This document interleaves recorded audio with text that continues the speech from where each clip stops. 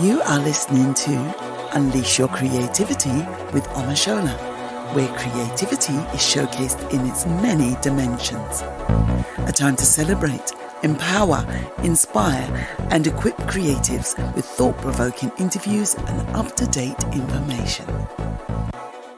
Yes, welcome once again to my show, Unleash Your Creativity. And as you may know or may not know, so I shall remind you, it is the show that showcases creativity, breathes creativity, lives creativity, embraces creativity, enjoys creativity, and of course, we celebrate creativity. And I am your host, and I love this platform because it gives me the opportunity to equip and empower you and those in that creative space. Now, today, it's going to be all about passion. And I shall say that again. It is all about passion. And I have my guest, Kocoa Brown, and we are going to be going on that passion journey. Now, before I bring her on, what I normally do, as you know, is to look at the definition, because passion definitions, they have different meanings. So I want to run with the meaning that I'm going to be going with. And it's from the dictionary: passion as an intense desire or enthusiasm for something. And I can guarantee you that my guest has all of that plus more. And I have a question to ask you. What are you passionate about? Do you have a passion? Is it dormant or are you enjoying it? And as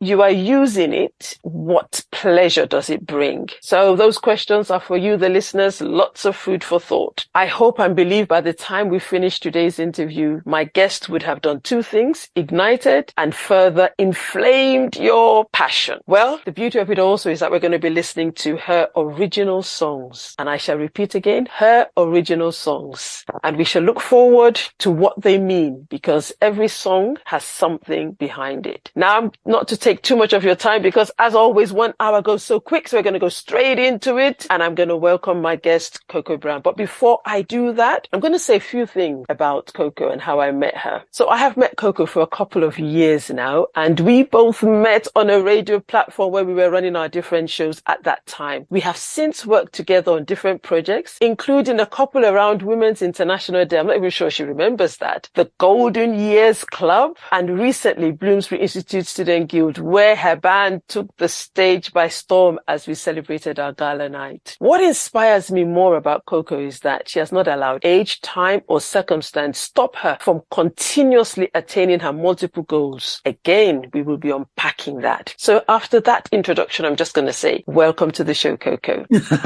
Hello, Omashola. It's so good to be here. Thank you so much for having me. It's always nice to kind of be on the other side. Absolutely. And remind yourself of what your guests are going through. So thank you for this little reminder. It's good because I'm going through it in a different way. But, I've got a presenter on the show. I have to behave. But, let's delve right into it so we maximize our time. Tell us a little bit about you outside our main topic today, music. Just enough for our audience to connect with you before we unpack your very interesting journey. Well, I think, what can I tell you about me? I mean, first thing, I am a mother, and I love that. And I'm wearing that badge really proudly at the moment, because I just got on with it. But now I've got time. Now my children are grown. I've got time to look back and see what mothering does. But when I'm not being mother, what do I do in my time? I'm either writing kind of script for a podcast or radio show, or working. I work within a university, so that keeps me,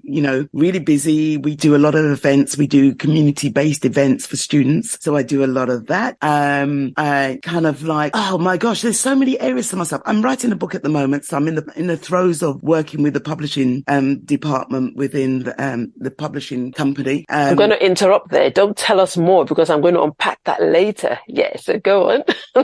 And then I kind of like, I'm really passionate about, as you were saying earlier, igniting the passion within people. So I'm always asking people, what do you do? And if you weren't doing that and you could really do what you wanted to do, what would you do? And what's stopping you? And, and seeing and being able to see in people, something that they've not yet recognized, or they're almost scared to open the box on. So I think I carry the passion with me like a cloak. And that's what I do. do. So, podcasting is a passion. Writing has always been a passion. I love actual writing. So I bought myself a calligraphy set recently, and I am about to unleash myself into that area just for the joy and the passion of putting a pen to paper. I only write with a fountain pen. Yeah, I found that very interesting when I came across that. And I think you've touched on my next question, but my next question is robed around music. And my question is, what is your definition of passion? And at what point of your life did you discover that you had a passion for music? And I do know that music is a very broad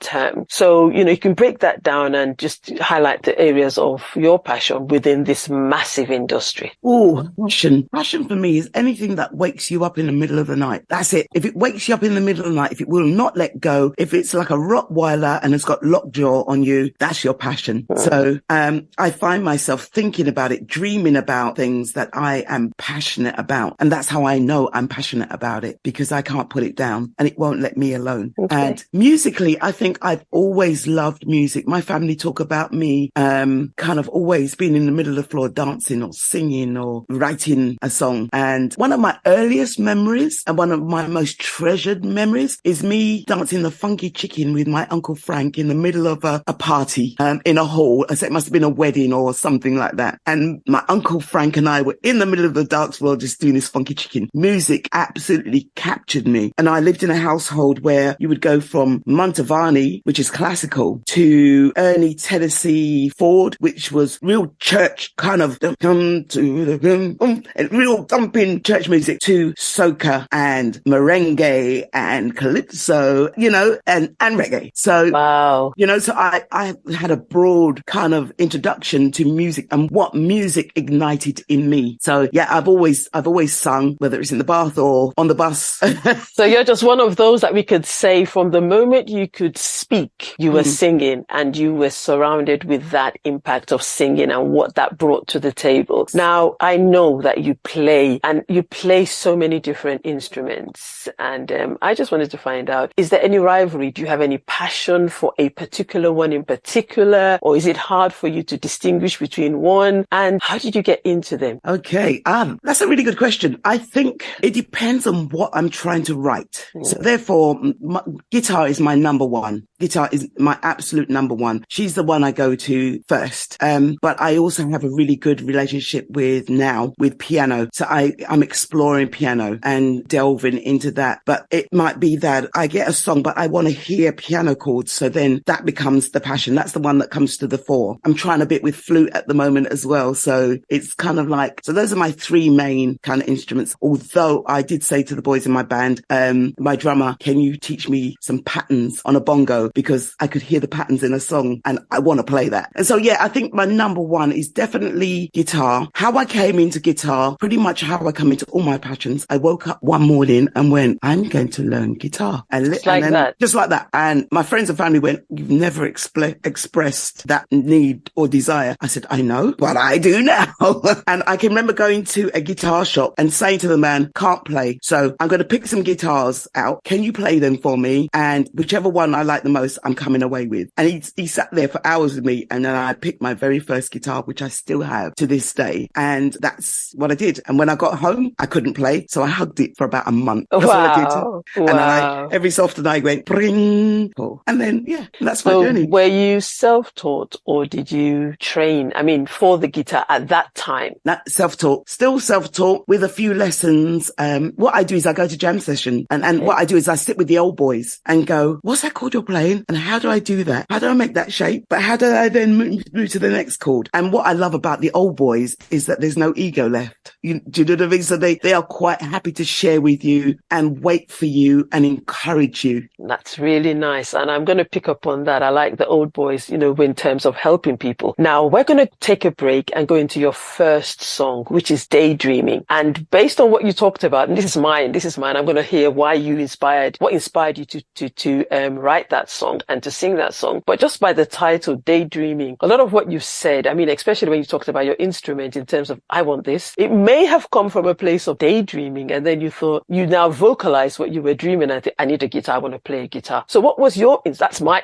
thought. So what's your inspiration around that? The song, yeah. I mean, Daydreaming, it literally came out of a jam session. And I was working with my guitarist at the time, who's still a really dear friend, Maitre, and he played some chords. And I was like, oh, I like those chords. And literally there, we wrote the song. Wow. And what I find with music, if the chords are right and the structure is right, it writes itself. It's almost as though it just waits for the train to come so it can sit on that, and it writes itself. So daydreaming comes from a place of reflection, which is why I start, I'm not exactly sure what I'm feeling. Fantastic. So for you listening at home, enjoy. Hey Coco, how you doing? It's been a long time, and you know, lately I've been thinking about you, but it seems to me that you got something on your mind. So, tell me, girl, where you been, you know? Why don't you tell me what's up with you? I'm not exactly sure what I'm feeling. There's a movement in the air. All I wanna do is sigh. That's why I'm just daydreaming.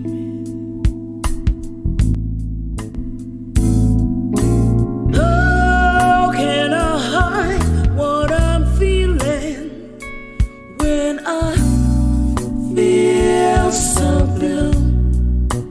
Oh, how can I hide when I don't know exactly what I wanna do?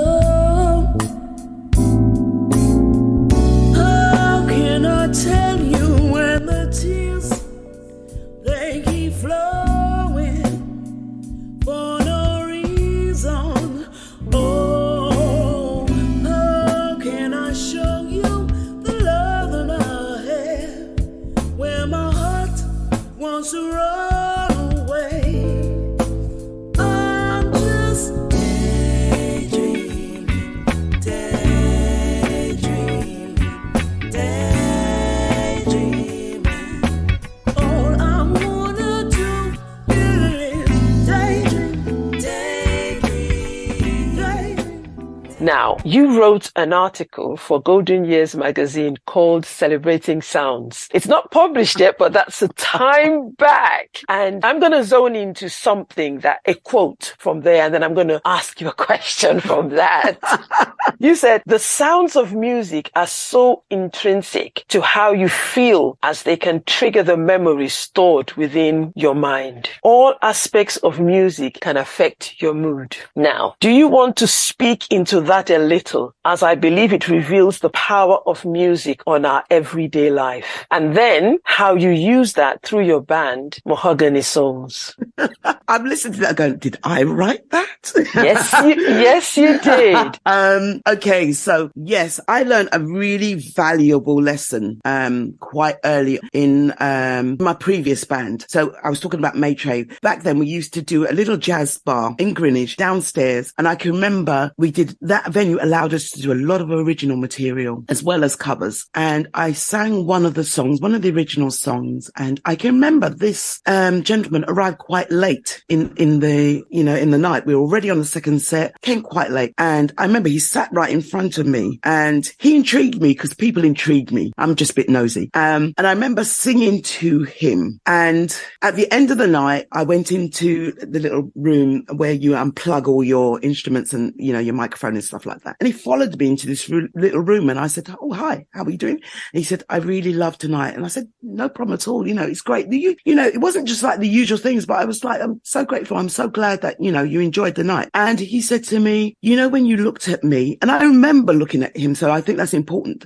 I remember looking at him in a moment, and he said, you looked at me and you sang, and the notes that you sang really resonated with me. And he said to me, you know what you need to know is that tonight I was thinking, what is the point of life? Wow. And he said to me, but you sang and you touched something in my heart. And I thought, wow, there is a purpose. And I was like, even now, I've got goosebumps, because I was like, I will never take for granted, ever. I'll never take for granted what the power of music and a note and the vibrations and the resonance of music can do to affect us. And so I've always walked with that. That's a really powerful answer, plus a very good illustration, plus the fact that you were put on the spot. So,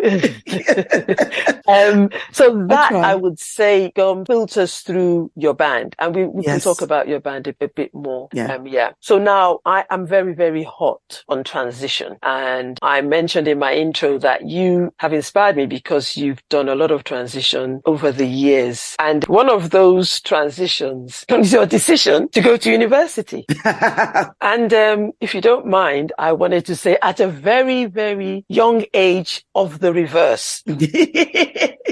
I love it. So, yeah, of the reverse. And I want to look at those. So I'm looking at those achievements. And that's why for me, I'm very proud when I say that not only did you go to university at that age, you had a first class bachelor's of music. And that set me thinking, what was the inspiration behind that? Why did you decide at that season of your life to do that? And I'm also wanting you to speak, especially to people who think that age is a barrier to empowering themselves, especially in the academic arena. What made you step out, and how can we, through what you say, help other people step out? Okay. This is something I've had a lot of time to think about, and I do look at the various stages. Okay. Just to answer the first part, in order to evolve, so I'm going to say this, in order to evolve, you have to transition. If you don't transition, you cannot evolve, right? That's part of the evolution process. You know, I'm really big on and love butterflies because they start as a caterpillar. They do that little bit of a journey and go, there's more to me than this. And they transition and they go into the cocoons. They spend time in that cocoon. And then when they realize it's time to come out, they struggle and they do their struggle and they come out. So for me, I looked at the time when I made that decision to go to university, I was a behavior manager in a school, and I created this incredible room for these young people to come to. And I only took the job if I could mentor the young people. I was like, there's no behavior management without mentoring. So that's what it was for me. And that was even for me a transition and evolution into that job. And there was a lot going on in the school, and I done a lot of really good work. I'm really proud of that work that I was able to do with the young people. And there was one day where I walked into the room and I kept saying to the young people, what do you want? What's your passion? What's the thing that really wakes you up, as I said earlier? And I found myself asking myself, Coco, what do you want? What is your passion? Because I keep telling these young people to follow the passion and the money will follow. Because, you know, a lot of young people, it's the money they're concerned about. But if you don't follow the passion, it doesn't work in the same way. And I asked myself that question, and the answer came back. You've always wanted a degree in music so that nobody could say, well, have you got a degree in that? And I was like, go get your degree. And that was the decision I made. And it's the way, what I loved, again, in that transition and that evolution to getting that first, I was really looking forward to meeting the woman that I was going to meet at the end of the 3 years. And she's all right. I like her. I do too. Thank you. She's got some way to go. And I love that she doesn't ever think she's done yet. And that was like, there's, the revelation that there's still so much to learn. And age is definitely not a barrier. And I look at the wax on, wax off, kind of theory where you do those small things day in, day out. But what you do is become really good at whatever it is you're doing. That is so powerful. That's so powerful. And you've mentioned some of the things that keep you motivated, especially, but what I wanted to find out was that you've been doing music, like we said earlier, from the time you could speak, and then you've got lots of experience in the industry. industry, Yes. and then you went into university. Did they really have anything to offer you? What was it? What was that? What did you take out of it that you now say, do you know what? I have lots and I've got add-ons to what I have and what I had rather when I was in the industry. All right. So I think one of the things I would tell anybody that is thinking about going to university, higher education, anything where they are advancing their knowledge and expertise from where they are now to get to somewhere else, is don't just look at the actual educational elements of what you're doing. That is only one part of it. Apart from learning how to use Logic, how to record my own music, how to set up a studio and do all of those things, thinking about music and kind of reframing my thinking, which was really important, understanding that I do have a lot of knowledge about a lot of things, but reading books that I would never have read and thinking about the culture of music. So all of those came with the education. But what else came with that was all my opportunities to be an ambassador or a student community leader, where I was honing my skills as a public speaker, honing my skills when running my own radio show. So being able to run my own radio show throughout the pandemic, solely learning how to do that remotely, doing all those things. I would not have had that experience in the same way. Yes, we met on a radio platform, but everything was done for us. Yeah. To do it all for yourself and suddenly work out the technology and not be afraid to go, I don't know about this. Let me go and research it. Let me ask somebody. And university gave me so many opportunities to talk to people. They gave me platforms that I wouldn't have had access to get to talk to the lady entrepreneur Corrigan, who literally has allowed us not to pay the tampon tax now. Wow. Because she championed and she went to Downing Street and looking at that whole thing and getting the privilege of interviewing somebody like that who just went, I wanted to make a change for other women. You know, I love that. I would not have had that opportunity. Wow. The role I have now within Goldsmiths, which is the university I work at, I'm a student success coordinator. So I help the student community to put on events that engage their peers. So it might be study groups, it might be well-being throughout exam time, that sort of thing. I ran a music and poetry night on Monday. So the whole setup of that, I would not have had those opportunities in the same way. And so it's the box and the gift that keeps on giving. Fantastic. Who would have thought that short question would ignite such an answer? But, and I could see the reflection going on as you were, unpacking that. And it also tells me how much you subconsciously bring in from what you already have and given the opportunity to take it even further. So it's a win-win situation. Your experience of before plus the new experience merging together, explosive. Yes. So, and I didn't even, the way our conversation is going, you would think I chose what songs to pick next, because my next song is called Time on My Hands. And it almost seemed as if you had, well, you didn't by your conversation, but it's like you had more time on your hand. That's why you decided to go to university. So you tell me, what's the inspiration behind Time on Your Hands? Again, jam sessions are the breeding ground for the most incredible songs. They ignite something within you. And again, I was working with the band. We were between songs and they came out with these little riffs that you can hear in the song. There's some motifs that repeat themselves. And it made me reflect on a friendship I've had since I was 11 or 12 from school. And the song is literally about talking to my girlfriend. Think of sitting in a park, just having a conversation. Fantastic. So let's enjoy your second song. Sitting in the park, waiting all day, wondering what to do. My life is a mess, I must confess. Can't do anything, no. Sitting around,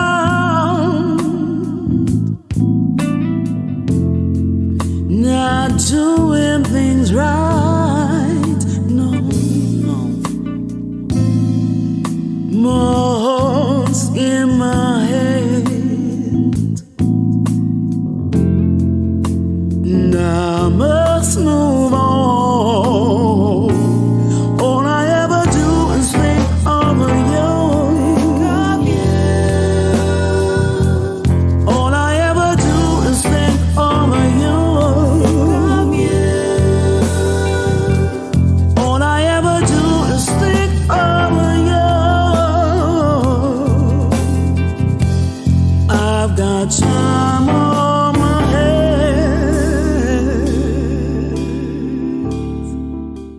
I promised our listeners, on the caption that went out was passion to profession. When and how did that transition start from you? And now I'm talking about you doing this, loving it, jamming, enjoying it, to actually saying, do you know what? I can make money from this. What was that like? And when did that haha moment? Or have you been doing this all your life? I suppose that's my natural nature. But how I actually got into gigging, I mean, apart from when I was 17, I was in my first band and we were doing gigs. We had a manager and he got gigs for us, so we got paid. But I remember I stepped back when I had my children, my eldest, I kind of stepped back from music for a little while. And then I had 10 years later, I had my second child. But I remember going to a family dinner, ended up in this restaurant and there was a live band there. And I remember someone saying, it's my birthday. And I'm sure I heard you used to sing, can you sing a song for my birthday? And I was like, I haven't sung in years. And they went, yeah, but you sure if you can sing, you can sing. And I went to the band because it was the person's birthday and we were there to celebrate them. I went to the band and I was like, well, unbeknownst to me, they'd already spoken to the band, but then they kind of like came and spoke to the band manager. We found a song and I did a song. It was like, yeah, great. Thank you. And the band manager then came back and went, we need a female singer. Would you fancy joining the band? Wow. And so I did that. And, got paid, started that. And then I can remember I took a little step back again from music. And I remember being asked to audition for a band. It was five female vocalists, amazing harmonies. And I can remember the engineer saying to me, I love the fact I can hear this jazz funk voice in there. I mean, I've got a friend who's looking for a jazz funk kind of soul singer. Can I put you in touch? Got in touch with them and they started all over again. Wow. So it's almost like saying your gift, which is what we say before, your gift will always make room. Yes. It will find you out even when you're not looking. It will find you out. Now, if there were one tip that you could give to our listeners, especially those who may have tuned in mainly because they heard the word music and they're thinking, I've got this passion, I've got this gift. What one tip would you give them to set them off to start that journey? I would say seek out all the local jam sessions, open mic nights, go sit, listen, have a conversation, talk to people, and then go home and practice. That's straight to the point. And go home and practice. And if there were one thing that you would say was a challenge on the journey, because, you love what you do, you are passionate about what you do, but there's sometimes things that make you go, why am I doing this? What would that one thing be? Even though you're still here, you're still doing it, that means you're, enjoying it. But what would that one thing be? I think it's a really good question. And I think it's something I know I will go away. I'm going to take that away from today to even think about even more. Challenges to balance everything, what I realize is that once you realize just how creative you are as an individual, when you allow yourself to be creative and you don't box yourself, some people box themselves. This is what I do and that's all there is to it. But I think people that are creative are multifaceted. They're multi-creative. They can be creative in different spheres. I think the challenge is to honor each of those areas and balance out what you do and when and who you do it with. That's it's really about the balancing, so that which could be a challenge. And I heard that when you don't box yourself in. Yeah. So I'll be waiting to hear when you go away and reflect and think about that question, what you come up with. Yeah. Now, one thing that I love asking my guests is about creativity, because creativity is a big word and it means something different to different people. What does creativity mean to you? Really good questions, that is. I know. Okay. So first of all, I mean, I am looking at your backdrop and it says, unleash your creativity. I love that the creativity, you have an 8, but it's just infinite. It's never ending. Okay. So the thing about creativity, unless you stop it, it just keeps going around and it loops back and it keeps looping back. If you drop something, it keeps looping back, And I can tell you, there's is two things I realized with creativity. And I know you and I have had this conversation before, when during lockdown, where I suddenly started painting. Yeah. And I was like, this is new, and drawing, this is new. And then I had a moment where I suddenly remembered I used to draw horses all the time when I was growing up. Wow. And writing, you know, I always used to write. My parents were always having to buy me an exercise book or give me pocket money so I could go, and I would write. I would just sit and copy words out of a book just because I enjoy the act of writing. I enjoy what happens and what transforms when you write certain words. And I think creativity is something that just keeps looping around. It's like a Formula One track. Wow. That just keeps looping, loop the loop, and it will keep coming back at you. Wow. I love that. I'm going to ask you one more question, then we're going to go on our final break. And it's to do with the fact that you started a radio show, which you mentioned, and I'm zoning in on the title, Aspirational Woman. And you also have a book that is in the process of being completed, Aspirational Woman. Tell me more. What was the inspiration behind Aspirational Woman? Yeah, Aspirational Woman started, first of all, as a question to me. On the platform that you and I met on, Maureen, who was the station manager, I was already doing one show called The Family Affair. And she came to me one day and she said to me, and I was also running my business, Imagine Create Express. And she came to me and she said, if you were to do another radio show, what would it be? But I went away and I thought about it. And I thought, how can I help other women? Because I was starting to go, why do you keep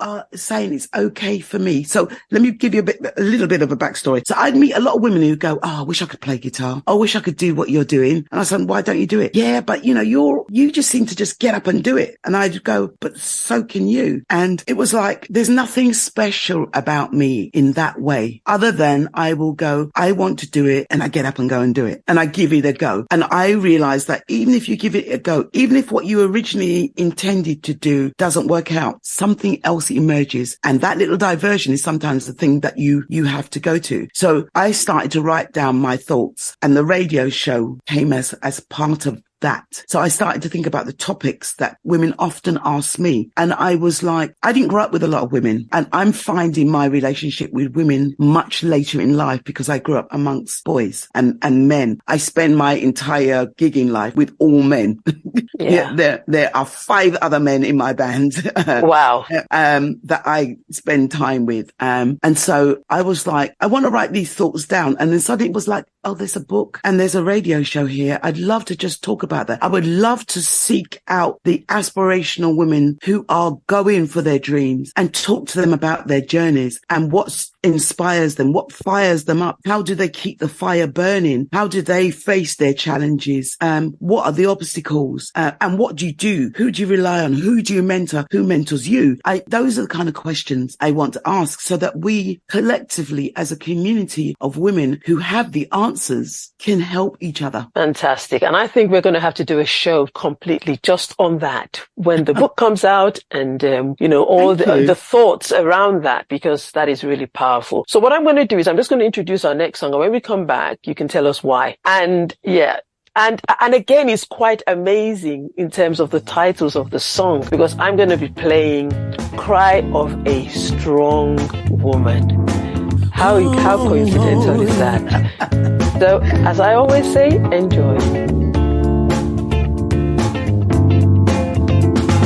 You ask how I stand tall, how I smile and carry on, why my face is bright and cheery, what fountain I call upon.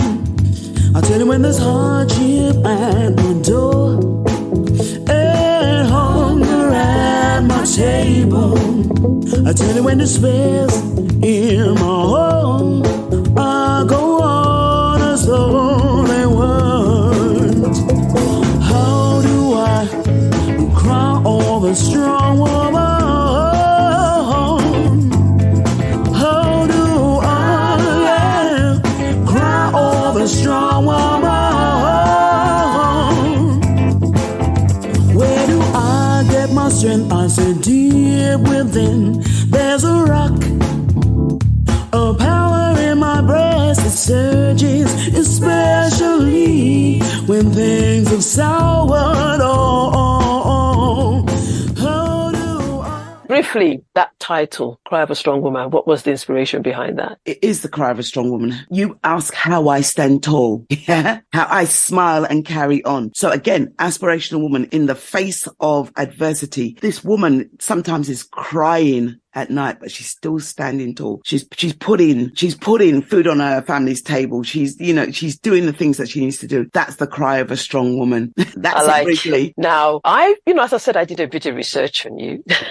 This is another quote that I like that came up. You said, I found that it was the sound of male vocals that resonated with me in a way that I am still trying to fathom. So I'm going to ask just for you to think about, and then we'll come back to that. Have you been able to unravel yet, or are you still on that journey? Hold that thought, because there's a reason why. Because every week I do what I've introduced as Did You Know? And one of the things I know about a previous bio you wrote for us is that Louis Armstrong is one of the people that has inspired you, his music. So I've gone on a Did You Know about him, because he's a male vocalist, while you're thinking of that. And I'll just tell you some of the things that I found out about him, and then we'll get your input. Did you know it was a Jewish immigrant family helped him to buy his first horn? Armstrong received musical training during a stint in a juvenile detention. His wife helped jumpstart his solo career. He served as a musical ambassador for the U.S. State Department. At age 62, Armstrong surpassed the Beatles at the top of the pop charts. And the song, What a Wonderful World, was not a hit during his lifetime. And I found that really fascinating. And for me to sum that up before I pass on to you, is that we need people on our journey. Age is no barrier to success. Passion creates success, and passion transcends beyond our time on earth. Yeah. Anything do you want to add to that? I always say this to people. I know my family find it really difficult when I say it, but I understand that everything I am building right now is my legacy, and I may not be here to enjoy it, but I've left something for them. And that's why I do everything I do, because I have a family that has allowed me to do so many things. Louis Armstrong is one of my favorite artists because of the resonance of his voice. It's grounded. It grounds me. I love the fact that tonally male vocals touch a part of me. Again, I'm still trying to work it out, but I know that male vocals touch a part of me that needs that. And it may well be that I grow with mostly boys and men, why that is the most soothing and comforting sound for me. And I love that someone like Louis Armstrong and all those greats from that time, all those black artists, they transcended any color, race, anything. Music does not have a color or a race. Yeah. I love that. Music is music. Yeah. Which, why, like I said at the beginning, Montavani to soca, classic to Caribbean. It's all in there. It's just notes. Amazing. Amazing. And like always, we could go on and on and on forever. And yes, in terms of conversation. And I believe that our listeners have gone away with something. I wouldn't say something, but many things. And I just want to pick up on something you said. You said, that you may not know what you left behind. But I want to say that it's the fully. I want to add that word fully, because you are already seeing and impacting, but you will not know fully because it continues to unfold. But we are enjoying you. I'm enjoying you. I'm enjoying coming to your gigs, what you do. Now, if people want to find out more about you, listen to your music, where will they find you? Well, the music that was played today is, I wanted to go back in time. So SoundCloud and KB Fusionaires. So KB and Fusionaires, KB FUSINNAIRES. Fantastic. And I know you did that slowly so people could hear that. And thank you so much for being my guest. It's been amazing. It's been wonderful. You have been listening to Unleash Your Creativity with Omashola, showcasing creativity in its many dimensions.